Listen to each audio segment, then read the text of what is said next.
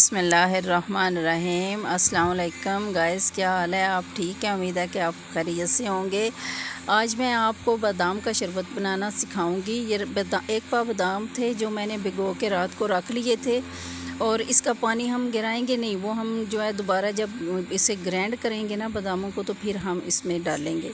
بادام ہم چھیل لیں گے، یہ چھیل لیے ہیں ہم نے۔ اب ہم اس کو جو ہے گرائنڈ کریں گے۔ یہ جو پانی نکالا ہے نا باداموں میں سے، وہی ڈال کے تھوڑا تھوڑا کر کے اسے 10 منٹ تک اچھی طرح سے گرائنڈ کریں گے۔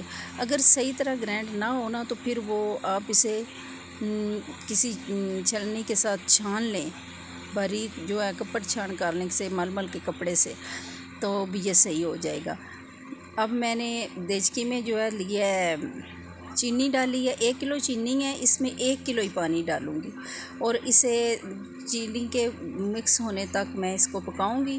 1 تار تک شیرہ میں اس کا بناؤں گی، اور پھر اس میں جب 1 تار کا یہ شیرہ بن جائے گا تو اس میں جو ہے وہ ڈال دوں گی باداموں کا جو میں نے جوس بنا کے رکھا ہوا ہے نا گرائنڈ کر کے، وہ ڈال دوں گی، اور اسے اچھی طرح پکاؤں گی، اور برابر چمچ ہلاتے رہنا ہے، کیونکہ اگر ایسا نہیں کریں گے نا تو یہ دودھ کی طرح ابل جاتا ہے، ابل کے باہر آ جاتا ہے۔ تو اس لیے اس کو برابر آپ نے اس کے پاس ہی کھڑے ہونا ہے، آگے پیچھے نہیں جانا، اس کے پاس کھڑے ہو کے اپنے چمچ ہلاتے رہنا ہے۔ تو اچھی طرح یہ اس کو 10 منٹ تک اور پکائیں گے۔ اور یہ جو سبز الائچی ہے نا، 1 چمچ چینی ڈال کے میں نے اس کا پاؤڈر بنا لیا تھا، کیونکہ ویسے اگر سبز الائچی ڈالی جائے نا تو وہ صحیح طرح گرائنڈ نہیں ہوتی، اس میں اگر 1 چمچ چینی ڈال لینا تو وہ اچھی طرح سے گرائنڈ ہو جاتی ہے۔